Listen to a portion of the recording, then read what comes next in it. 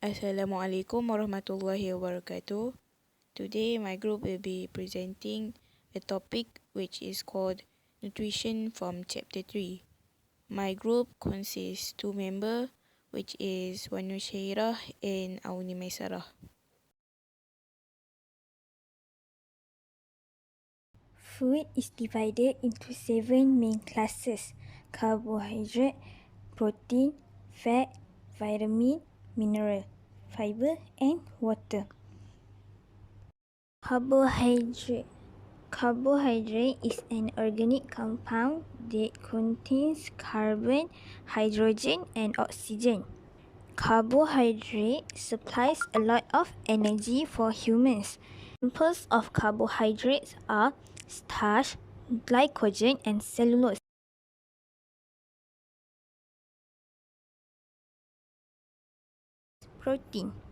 Protein contains carbon, hydrogen, oxygen, and nitrogen.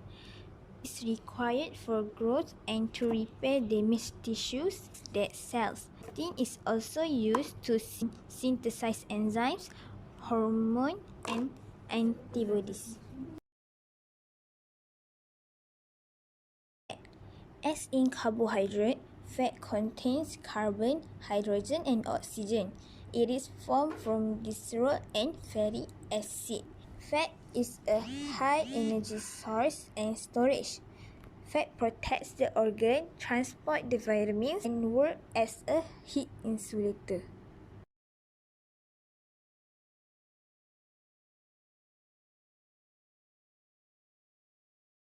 Vitamin needed by the body in small quantities to maintain good health. We obtain vitamins from vegetables, fruits, milk, and meat. Vitamins can be classified as 2 types, which is water-soluble vitamins and fat-soluble vitamins. Water-soluble vitamins contain vitamin B and C, while fat-soluble vitamins contain vitamin A, D, E, and K. Vitamin A helps with night vision and maintains skin health. Effect of deficiency, night blindness, and skin disease. Vitamin B maintains the functions of the nervous system and formation of red blood cells. Effect of deficiency, beriberi, anemia.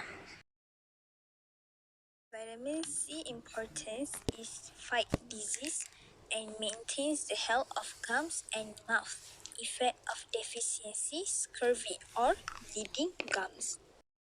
Vitamin D helps in the absorption of calcium, strengthen tooth enamel, and maintain skin health. Effect of deficiency, rickets, toothache, and skin disease. Vitamin E maintains the functions of the reproductive system. Effect of deficiency, sterility, and fetus miscarriage. Vitamin K speeds up the blood clotting process. Effect of deficiency, prolonged bleeding. Fiber is a substance that cannot be broken down by the digestive system. Fiber comprises of cellulose that is found in the cell wall of plants. It is very important to stimulate peristalsis, which is the movement caused by the constriction and relaxation of the muscle along the digestive tract, such as esophagus, small intestine, and large intestine.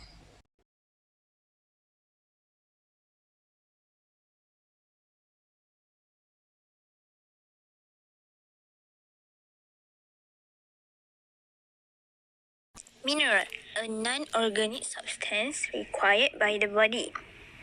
It is required in small quantities to regulate body processes to maintain health.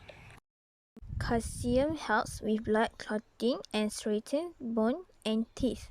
Effect of deficiency, rickets, and osteoporosis. Sodium maintains the functions of the nervous system. Sodium also prevents muscle cramps. Iron builds hemoglobin in the blood. Effect of deficiency, anemia. Iodine helps with the function of thyroid gland. Effect of deficiency, goiter. Phosphorus threatens bone and teeth. It forms nucleic acid in DNA and RNA. Effect of deficiency, rickets, brittle teeth, and cannot build DNA and RNA. Potassium helps with the muscle contraction and maintains the function of nervous system.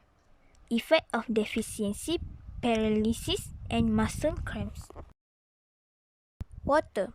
Water contains elements of hydrogen and oxygen. It regulates body temperature through evaporation of sweat.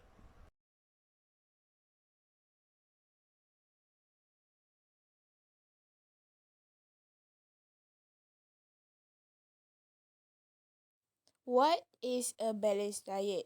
A balanced diet is a diet that contains all the food classes in the right quantities that are required by our body. Now we can see the food pyramid. We can refer to this food pyramid as a guide to prepare a healthy meal. And also, we can maintain the food quantities that we eat daily by following the quantities that were given in this pyramid. Factors that influence calorific requirements. The first one is body size. A person with a large body needs to take a bigger portion of food because they need to have more energy compared to someone with a smaller frame. The next one is age. Children and teenagers require more carbohydrates, energy, and protein for growth because they are growing and are more active compared to adults. Next is work. Farmers and fishermen require more energy because they do heavy work. Therefore, their diet requirements are higher compared to people who work in an office. Next is gender. Generally, men do more heavy activities. Therefore, they need bigger food portion than women. Next is state of health. People who are sick are weak. They require food that are suitable to their health condition. The last one is climate. People who live in cold climate countries lose heat quickly to their surroundings compared to people who live in hot climates country. Therefore, they need more food to maintain their body temperature. Calorific value of food. Food contains some basic classes such as carbohydrates, protein, and fat. All of these basic classes produce different quantities of energy when burned. The total amount of energy released when 1 gram of food is burned completely in the body is called energy value or calorific value. This total energy is measured in units of calorie or joule. This is the energy value of fat, protein, and carbohydrates. All of these have been organized. By referring to this table, we can know how much of energy value of the food in our daily meals. Planning a balanced diet. Have you ever planned a balanced diet based on our calorie and nutrient requirements? As we have learned, factors such as size of body frame, age, work, gender, health condition, and climate influence the calorie and nutrient needs of a person. Why is planning a balanced diet is important? All of this is because to make sure that we remain active and healthy. The importance of maintaining our health properly. Being healthy should be part of our overall lifestyle. Living a healthy lifestyle can help prevent chronic disease and long-term illness. Feeling good about yourself and taking care of your health are important for your self-esteem and self-image. Maintain a healthy lifestyle by doing what is right for your body.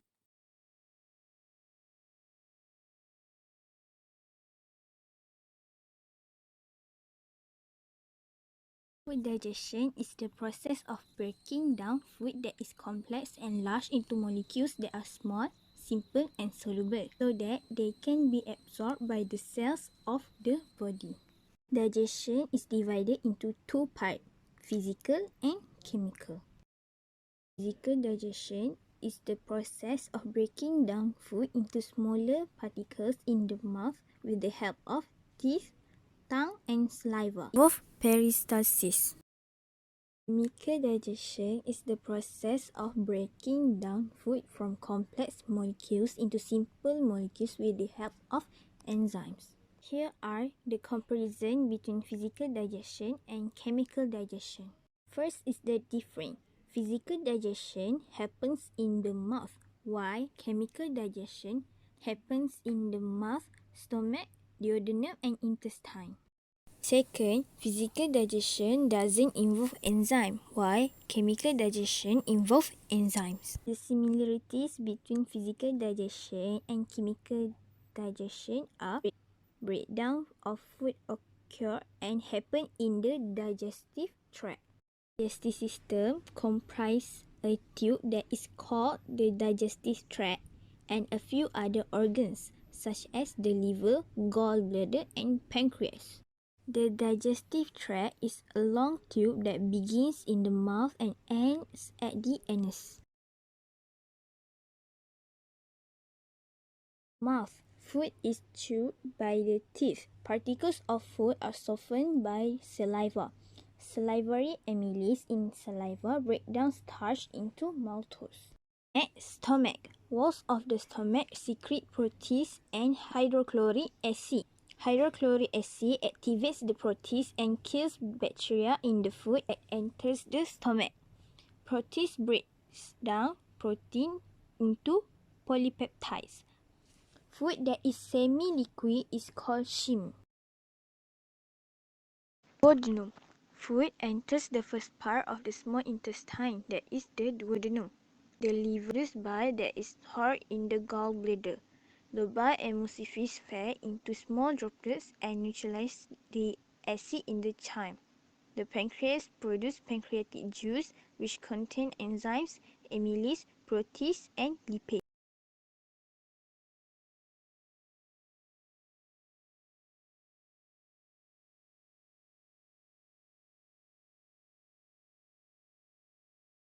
Small intestine secretes enzyme maltase and protease.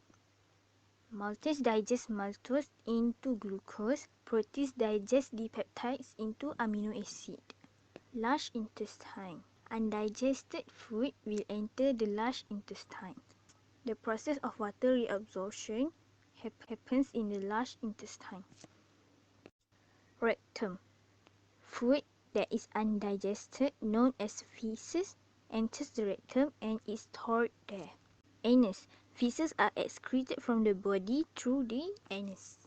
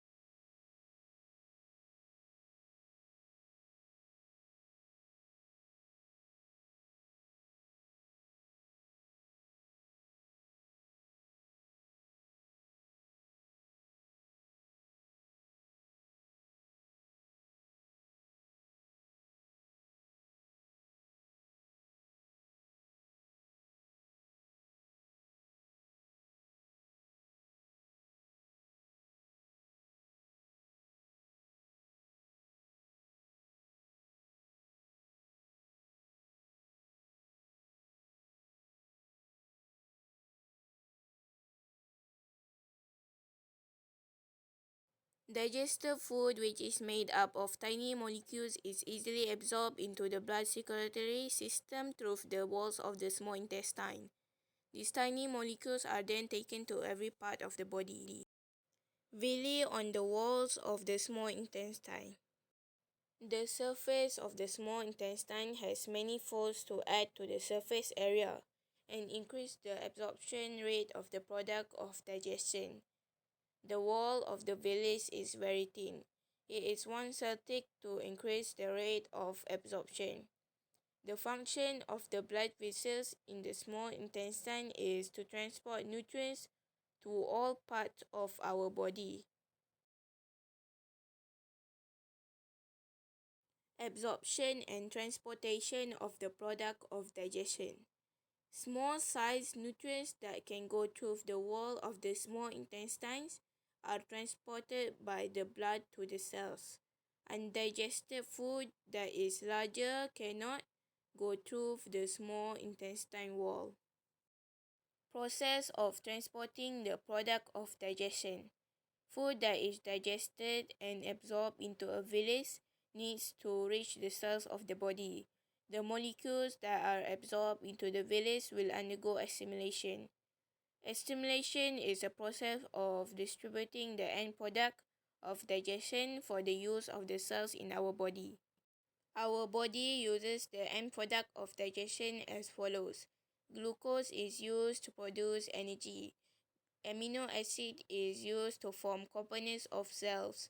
Fatty acid and glycerol combine to form fat, which is used as heat insulator and to protect internal organs. All these three systems below work together to ensure the digested food molecules reach the cells of the body.